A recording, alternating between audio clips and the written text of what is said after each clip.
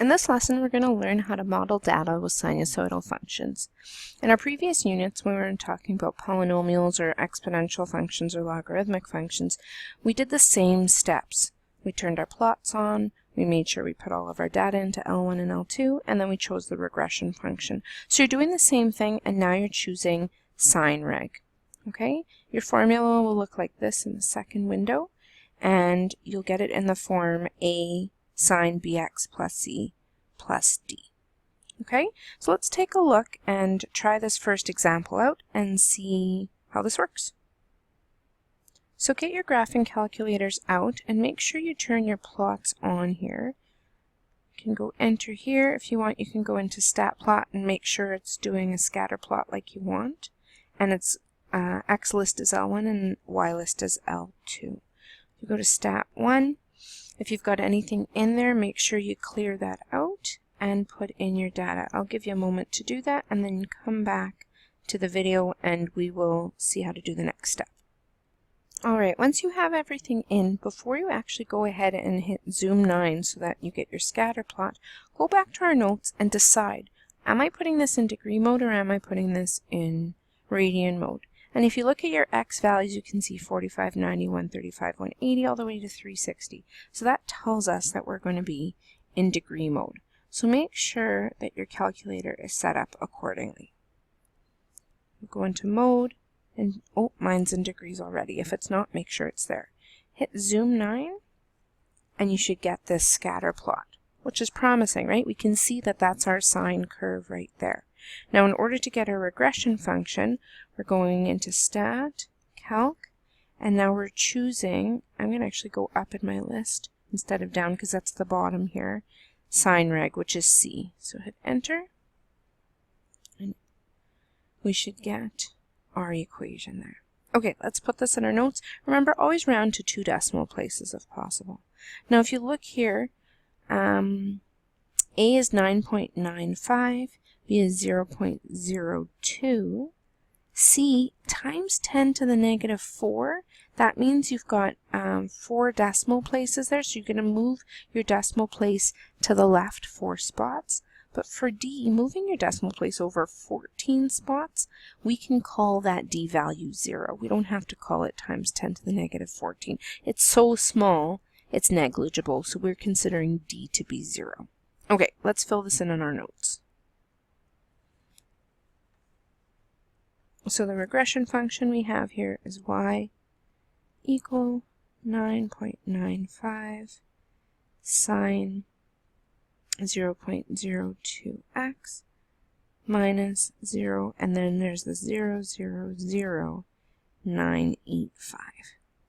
Now recognize also that normally we have y is equal to a sine b, where b is outside the brackets, x minus c plus d.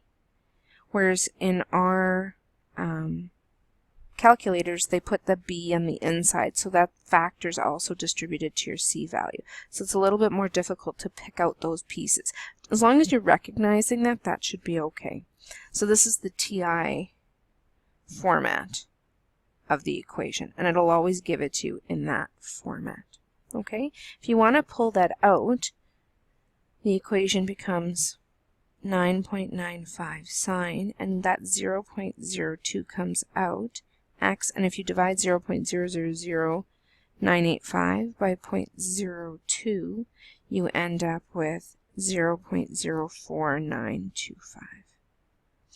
Okay, so you can see the difference between the TI format and then this one is related to the format that we have been using up until this point. Okay, so it says sketch a graph, pencil and paper, by plotting the points and drawing the curve of best fit, then write an approximate equation by estimating the parameters. So that's a little bit different, right? Let's go back to our calculator and put in that regression equation so that we can see that smooth curve through.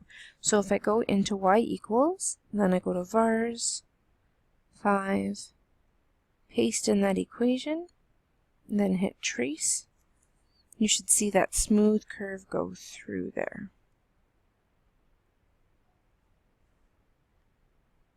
So even though our table, if we look back at our notes, indicated that we were in degree mode, and our scatter plot worked in degree mode.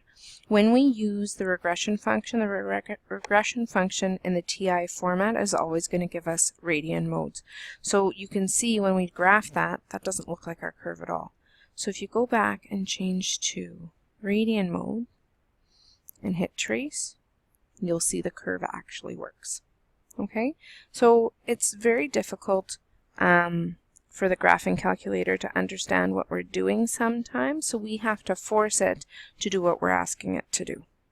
Okay, so let's go ahead and graph this using our calculator and our table of values and see what we can come up with. So if I look at my table of values, I can see at 0, 0, at 180, 0, 360, 0. Those are my key points there. I have my maximum at 90 degrees, my minimum at 270 degrees. So I can use that to help me draw this nice smooth curve. So down on my graph, I can also see that there's one period that is 360 degrees. So I've outlined my graph with my maximum, my minimum, and I'm going to have my 3 key points starting at 0, 180 degrees, and 360 degrees. And then in between those values, here at 90 degrees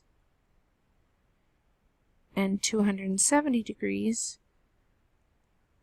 I'm going to have my maximum value of 10, my minimum value of negative 10. Alright, back up to the table. The in-between points on those, I've got 45 degrees is 7, 135 degrees is 7. So on the way up and on the way down, those are both 7. So let's make sure we put those on our graph as well. I put more points on the graph, on my scale, sorry, on my Y scale.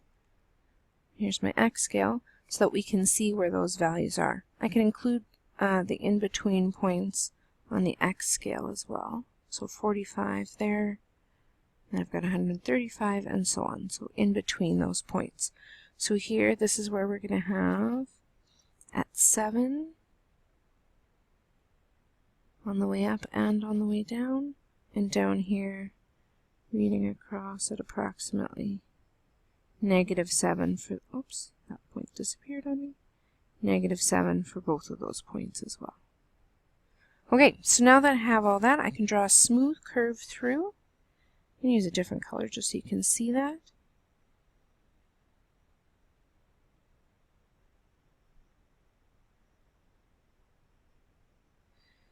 There we go. So if we were to actually take a look at this and figure out our parameters in terms of A, B, C, and D and write this out in degrees, what would that look like? Well, my A value, my amplitude is 10. My B value, well, it's not moving around at all. That would be 1. My C value, there is no shift, so it's 0. And my D value would be 0 as well. So it looks as if our graph is y is equal to 10 sine x. Now comparing that to our regression function, that's actually quite close, because 9.95, that's close to 10. 0.02, well, that's very close. I have no change here for my b value, and then the same, I just noticed I missed a minus, for your c value, right? That's very close to 0. So just as a comparison of how you can get that from your key points and how you can also get that as a regression function from your calculator. All right, let's take a look at example 2. Example 2 is asking us to do this by hand, but we're going to go ahead and do this using our graphing calculator. So I'm just going to say using technology here, so we know that that's what we did. Okay, so go ahead, I'm going to give you a moment to get a head start. Go ahead and put this into L1 and L2 in your graphing calculator, and I'm going to do the same.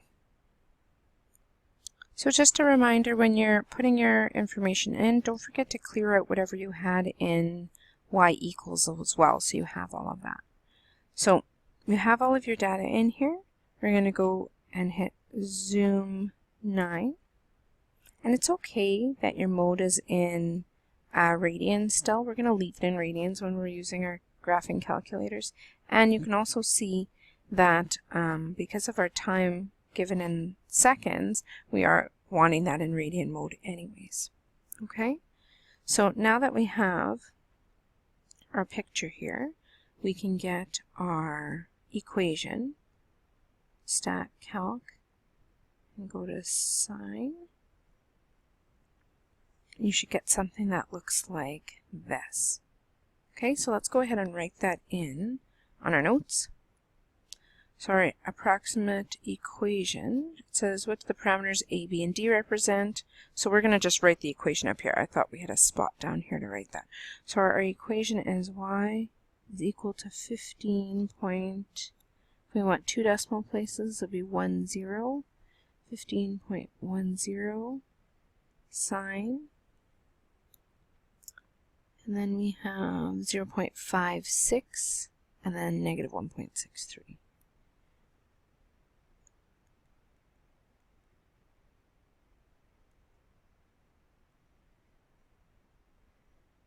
And then our d value, 17.27.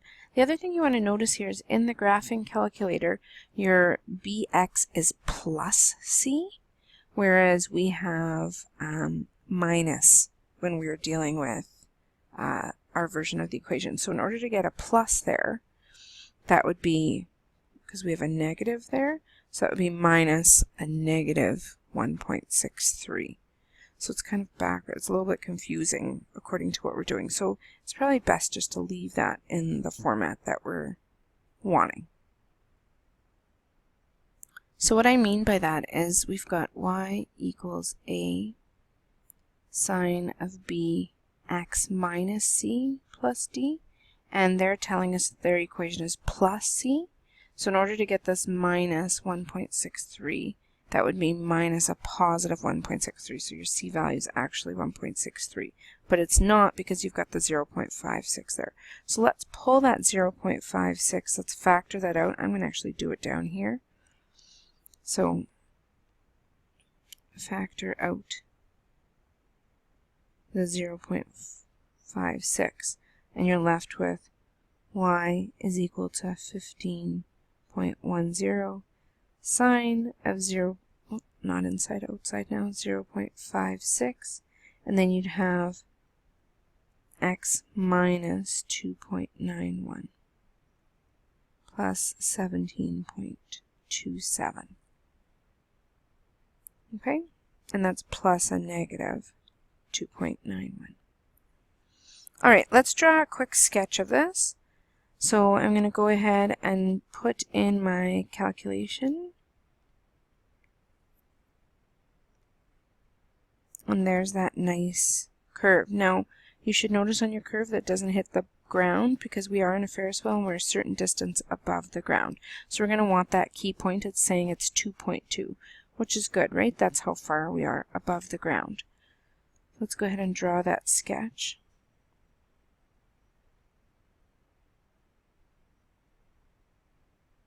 And that's as much of it as we're seeing, right? Now, this point is at 2.2, and this is measured in height, and that's in feet, where we've got time measured down here in seconds. Okay, so at 0 seconds, we're 2.2 feet above the ground. Now, other interesting points, you might want to get the maximum. So that would be 4. If you want to go left bound and right bound around that.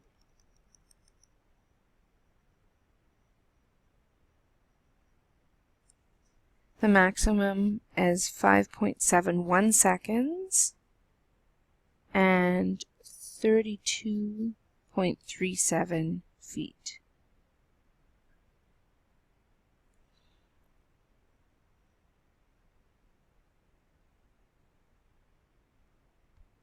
I lost my point here, hang on. 5.71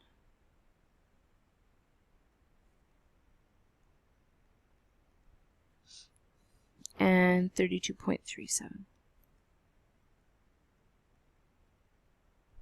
Alright, so some interesting points that we want on our curve.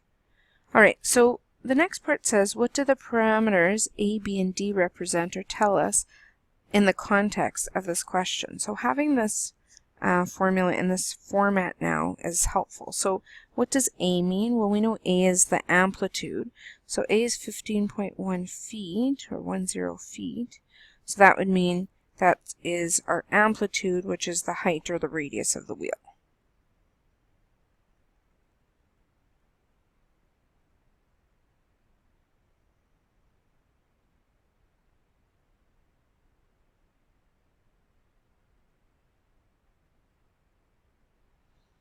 Now our B value is 0.56, but our B value determines the period but isn't the period. That would be very fast, 0.56 seconds. So don't write your B value as your period. It doesn't make any sense. But the period does depend on your B value. So the period or determine the B value depending on how you're looking at that. So 2 pi divided by 0.56. And that would give us an answer of approximately 11.22 seconds. So that would be our period, and that would be the time for one revolution.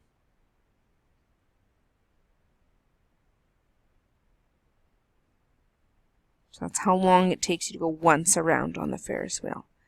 Now your D value, that's giving us 17.27. So 17.27, that's where the center of the wheel is. So 17.27 feet, really. That's the height. The height of the center of the wheel.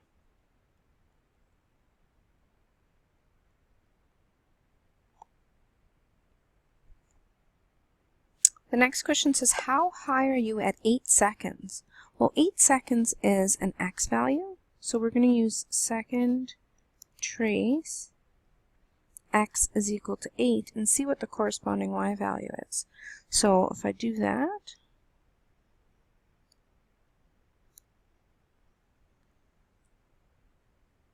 at 8 seconds, you're 21.55 feet above the ground. So that was second trace value, sorry.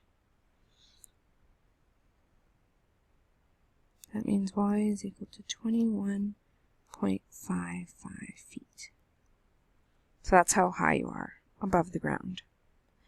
Now, the next question says, when do you first reach a height of 15 feet? So in this case, we're going second trace intersect, and you're graphing y is equal to 15 and finding where those cross. So go into y equals, put in 15 feet, trace, and you can see that that crosses actually in 2 spots. Okay, so the question saying when do you first reach a height of 15 feet is really important because there's 2 places. When you're doing this, make sure when you're calculating it, you're calculating the first spot. If your cursor isn't far enough over to the first spot, you're going to have to move it over before calculating this because you might get where you are the second time around, or on the way down, right? Because this would be, the first one would be on the way up on the Ferris wheel, and the next time you cross it would be on the way down. And then if you go around again, you'd hit it on the way up and down again. So there's going to be multiple times as you travel around the Ferris wheel that you're going to reach this 15 feet above the ground. But the first time is 2.63 seconds.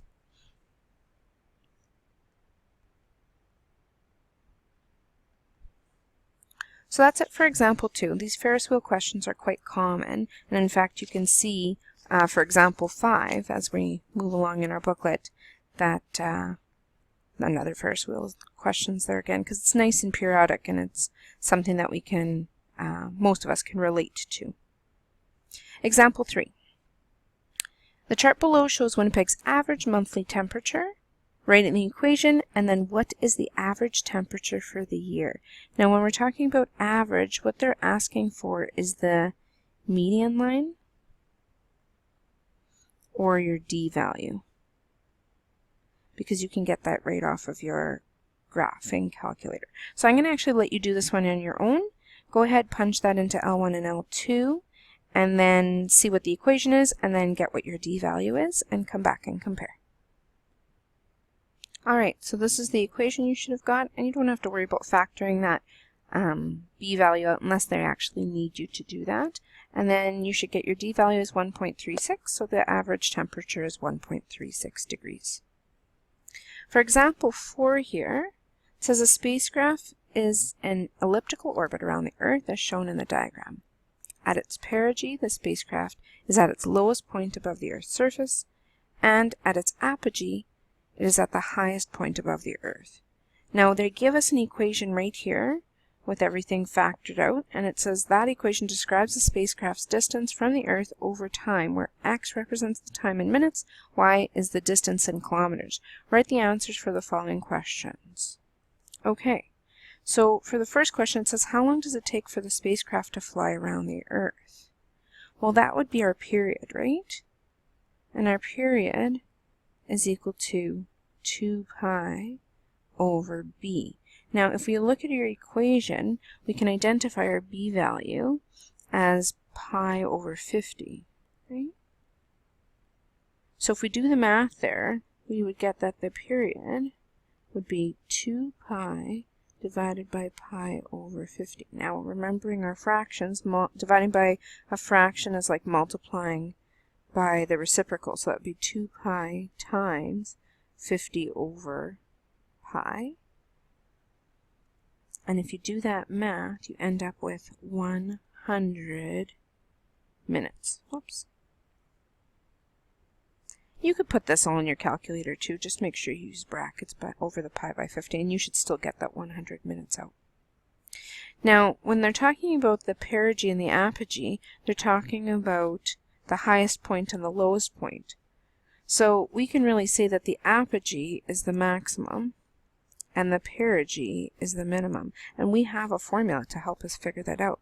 We know that our maximum value is going to be d plus a, and our minimum value is going to be d minus a. So if we do that math, we get 550 for our d, right? Because you can see that right here, d is equal to 550, and a right here is equal to 450. So that 550 plus 450, that would give us 1,000 kilometers, where d minus a, 550, whoops, that's 5,550, 550 minus 450, that would give us 100 kilometers. So between example 3 and example 4, you can see that sometimes getting the equation is useful because we can identify our parameters and use those parameters to figure out other information about the situation besides just graphing it. Okay? All right, the last example we're going to look at is example 5. And here's that Ferris wheel question. So it says here, in 2011, the Singapore Flyer was the largest Ferris wheel in the world. The table below gives the height of a rider from the ground at different times. Geordie got on the Singapore Flyer at noon and rode it for 4 consecutive rotations. His friend Yale was in the building directly across from the Singapore Flyer at a height of 400 feet. When was Geordie level with Yale? Alright, so before we get started with this, I'm going to go ahead and put all my data in my calculator. You go ahead and do the same, and then we'll work through this. Alright, now that all of our data is in, we could go ahead and get our regression function. And we see that here. A value is 246, B is 0.17, C is negative 1.57, and D is 295. So let's go ahead and put that in our notes. 246 sine 0.17x minus 1.57, and our D value is 295. Now, reading back again, it says Geordie got on the Singapore Flyer at noon and rode it for 4 consecutive rotations. So we're going to graph this, and we want to make sure that we at least see 4 periods. Okay, so let's put our regression function in y equals. Oops, I got other stuff in here. Clear this out. Vars 5. Put that in there and hit trace. And there we go. Now, initially, I didn't see all of those, right? When you hit zoom 9, you only saw 2 periods. What I was showing you there is where we want to go to. So how do I change from 2 periods to 4 or more periods? Well, we need to change our window. And from here we can see that our window for 2 periods, our maximum is about 81.4. So that's what we're seeing our window as. So if we double that, we should see another 2. That's about 160. So what if we change our window to about, I don't know, if you want 200 and hit trace, you'll see more than 4 periods. You actually get 5. And I read ahead here and saw that it says at what time Geordie's height 500 feet for the 5th time. So in case we needed that, I made an extra period show. Okay, so it says his friend Yale was in a building across from the Singapore Flyer at a height of 400 feet. When was he level with Yale? So that means his y value is 400 feet. So we're going to graph that and then go to second, trace, intersect, and see when they actually can see each other. So under y equals, let's graph that 400. Hit trace. And there's lots of times you can see all those different points of intersection. So first of all, make sure your cursor is close to that first point of intersection. Second, trace 5. Oh, and you could see it actually jumped. So I'm going to move onto the 400 line. It's easier to move along that line than the curved line. And put it back to where I want it. There. Enter, enter, enter. And I get my first point of intersection at 11.8 minutes. Okay, remember that we're being measured in minutes here. Now if I want to find the next one, you have to do this all over again. Second, trace, intersect, and we're going to move it over. Enter, enter, enter. And now we're at 25.2 minutes. So in those 4 consecutive cycles, we're actually going to have 8 points of intersection. So go ahead and figure all those out, and then come back to the video and we'll check with each other and make sure that we got the same answers. So here are the 8 times that Geordie is level with Yale. The next question says, at what time was Geordie a height of 500 feet for the 5th time? So we're going to do this all over again, but now we're going 500 feet, and we have to make sure that we're looking. So we actually didn't need that 5th cycle. That meant 5th time. So if we're going up and down like this, 1, 2, 3, 4. So we're looking for this one here. Okay. So let's go ahead and do that again. Second, trace, intersect. And we're going to look at the 5th section only. Let's just write ourselves a note.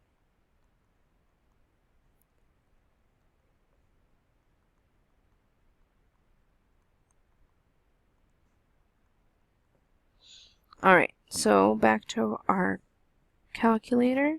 Let's change that 400 to 500. And go ahead and second, trace, intersect. Oh, it's going to graph it again for us.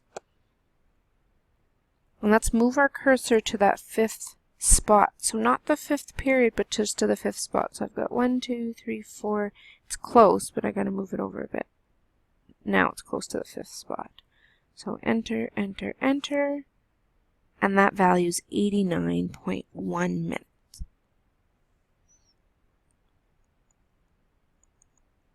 That's it for today's lesson.